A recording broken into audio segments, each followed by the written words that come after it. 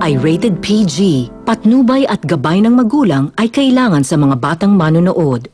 Ngayong gabi sa Anggulo, tampok ang pintor at national artist na si Benedicto Cabrera na mas kilala sa palayaw na Ben Cab.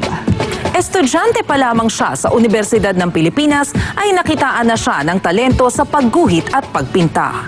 At sa loob ng halos 5 dekada, naipakita na at naparangalan sa iba't ibang bansa ang kanyang mga obra. Ngayon, inilalapit niya ang sining sa masa sa pamamagitan ng itinayo niyang Ben Cab Museum sa Baguio City. Magandang gabi po sa inyong lahat. Ito ang Anggulo.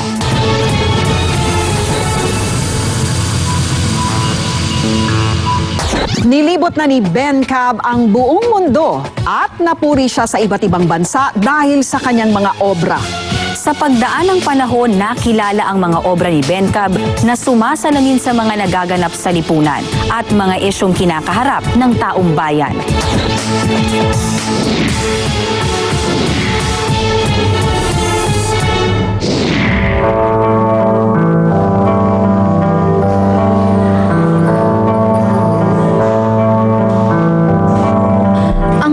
Paglapat niya ng mga kulay, may ipinaparating na kwento. At hinahabi ang bawat kabanata na karamihay bahagi ng ating kasaysayan. Ang mga tauhang kanyang ipinipinta, sumasalamin sa iba't ibang uri ng Pilipino. Yan ang tatak Ben Cab, mga obrang nagpatingkad sa pambansang alagad ng sining na si Benedicto Cabrera. 15 minutong biyahe mula sa Baguio City, matatagpuan ang paraisong itinayo ni Ben Cab sa kabundukan ng Barangay Tuba sa Benguet. 4 na ektarya ang laki. Sakop nito ang hardin na isinunod ang disenyo sa Banawi Rice Terraces. Isang aviary o tirahan ng mga ibon. Mga pahingahang kubo, palaisdaan, at mga pananim na gulay. Ang lahat ng ito, si Ben Cab mismo ang nagdisenyo. Well, it started with 2,000 square meters, tapos lumaki ng lumaki. So within 10 years, naging 4 hectares. 4 hectares. Kasama yung bundok. Opo. Oo. Gaano katagal bago nyo mabuo ng ganito kaganda Well, ito, 12 years na ito.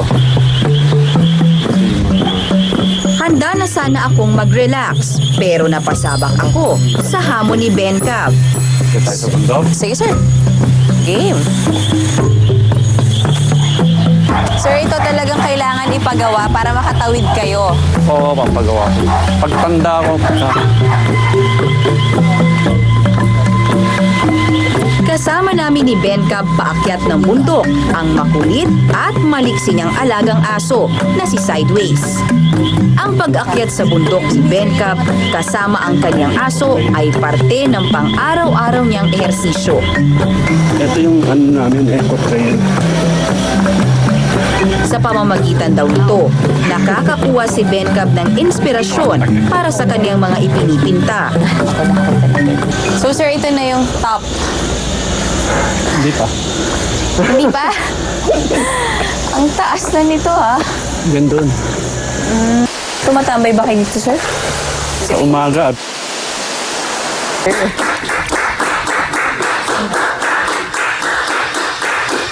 Estudyante pa lang noon ang 20 anyos na si Ben Cab. Nakitaan na siya ng kakaibang galing mula sa mga painting competition na kanyang nilahukan. Taong 1962, nagwagi siya ng unang gantimpala para sa obrang Blue Serenity sa Shell National Students Art Competition. Sir, ito, magbabanggit lang ako ng ilan sa mga painting nyo. Ano lang yung naging inspirasyon nyo? Yung larawan in 1972. Yun nga, yung nung na-discover ko yung mga Filipiniana materials sa London. Kasi medyo nostalgic ako noon. Tapos yun nga yung naisipan kong gawin yun na kumpara sa mga what's happening now. Tapos nagkaroon ng larawan 2. Yes, Larawan 1978. 2, yun naman ang mga OFW. Dahil isa ako sa mga, in a way, no, na, dahil nasa London ako, So, mga pinutray ko yung mga domestic helpers. Mga kababayan, ang paggawad ng orden ng Pambansang Alagad ng Sining kay Benedicto R. Cabrera.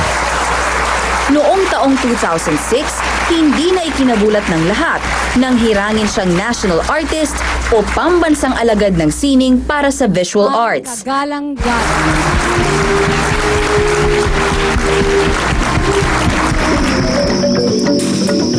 Nung nakita nyo, ang dami-dami na bumibili ng mga paintings nyo. Naisip nyo ba na parang national artist is the next for No, hindi. Sila lang nagsasabi, kailangan national artist ka na. I mean, iimbitahin ka naman kung hindi ka naman pwedeng ikaw ang magka-campaign. So, wala nga naman, hindi mo tanggapin. I was given that opportunity. I was given the award. It's a big honor. Sa kanyang studio, makikita ang lahat ng kanyang mga kagamitan sa pagpipinta. Nakadisplay rin dito ang ilan niyang mga gawang obra. I did 70 drawings. Dito ginugugol ni Bencab ang kanyang oras para ipinta ang kanyang mga obra na punong-puno raw ng inspirasyon na hinuhugot niya mula sa mga totoong pangyayari at sa kanyang pamilya. Pinakoma. Binuksan sa publiko ni Bencab ang museyong ito noong 2009. 1,000 square meters ang laki nito at aabutin ka ng isang oras para malibot ang buong museo na may 3 palapag.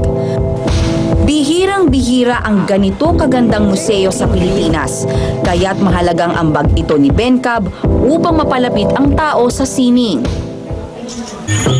Ang mga obra maestrang makikita raw dito sumasalamin sa katangian at pagkakakilanlan ng mga Pilipino mula sa iba't ibang pinanggalingang mayamang kultura. Hindi bababa ng 100 turista kada araw ang dumarayo sa Bencab Museum at malugod silang nagbabayad ng 100 piso para sa entrance fee. Masilayan lang ang tatak Bencab. Tampok din sa museo ang ilang paintings ng ibang pintor na tinatawag na Maestro Gallery. So ito lahat, sir, Ito kay Imaw, national artist din siya. strong yung colors. Because it's Muslim. These are all my collection. Kurlongan, Ribay. Mga And this one was donated to me by Nuida. He's a very good friend. Ganda, sir. Ayan, you appreciate that. Kasi of the technique, no? Very fun.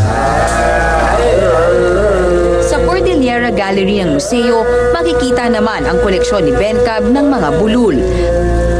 Ang bulul ay anitong sinasamba ng mga Ifugao para sa iba't ibang dahilan. Galing pa ito sa mga komunidad ng mga wood carvers sa Ifugao. Ito yung mga bulol, oh. From here, makita mo. Ganda-ganda, oh. Wow. Parang Gothic. Oo. Instead of Santos, I have mga guardians. Mula raw kasi nang magdesisyon manirahan sa Benguet ang magaling na alagad ng sining noong taong 1986. Hinangaan na niya ang yaman at kultura ng Cordillera. Kaya di nakapagtatakang kilala siyang tagapagtaguyod nito hanggang sa ngayon.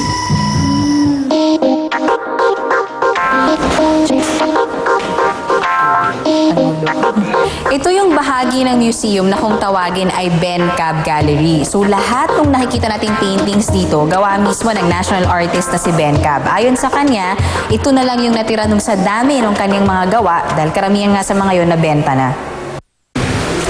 Sir, sa lahat ng paintings mo na to, meron ka bang sabihin natin favorite mo? No, this one's my favorite is here. Ito I bought back then. You bought it back. America is in the heart. So ito, isa to sa paborito mo? Oo, kasi binili mo ulit eh. Oo. I find this to be important for the collection. Bakit? It's about, again, the Filipino abroad, mga first migrants, how they recruit men. Ito naman, during the earthquake, when the walls came down, mga ganun. 67 Sabel. I bought this bag. Kasi nung nag-umpisa ako, I have to sell everything. So I bought it for 250,000. Tapos yung nakalagay sa likod, 500 pesos. 500 mo lang siya binenta, sir. Nung araw.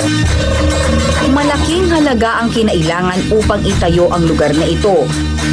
At hindi lahat ng pintor gaya ni Bencab kumikita ng sapat para magawa ito. Di man sinabi ni Bencab ang kabuuang halaga ng 4 na ektarya niyang lupaing ito. Malinaw naman na produkto raw ito ng kanyang dugo at pawis mula sa kanyang propesyon bilang isang pintor. Kundi sa pagpipinta, wala akong maitatayong museum, di ba? It's something you can share with other people.